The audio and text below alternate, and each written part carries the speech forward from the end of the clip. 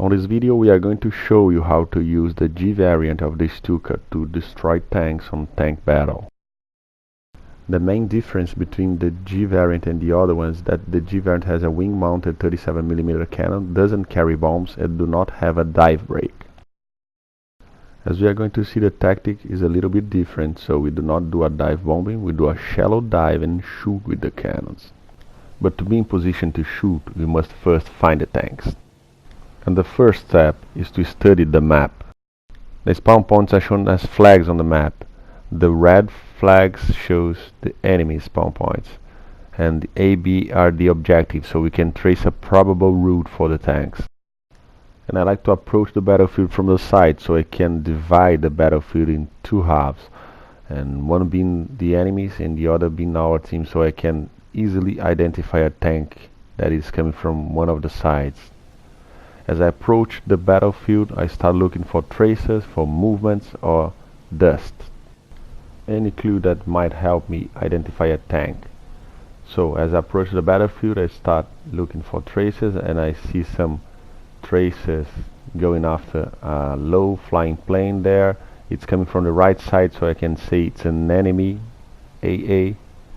I start doing a turn to approach it from the side, and then I start zooming on the battlefield, trying to find those little black spots.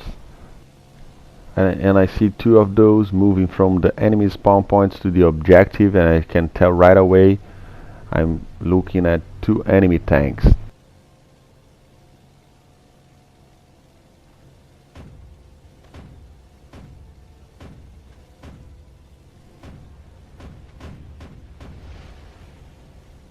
The next situation is the same thing. I have the enemy spawn point to the right and the objective to the middle, so when I see a tank coming from the enemy spawn point to the objective, I can tell right away is an enemy tank.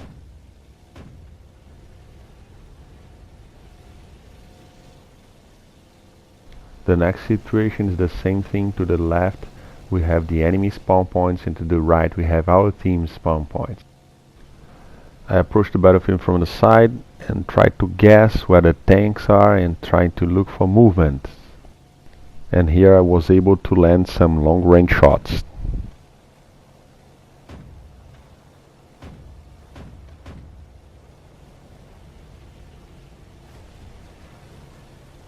It is really important that we try to do a stabilized approach and aim properly with some distance, otherwise we are going to lose some easy kills, like this one.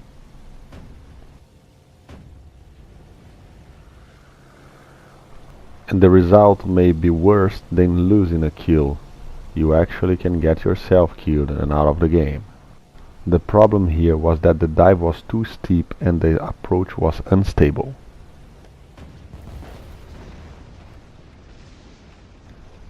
Well, that's it, and I hope you have enjoyed.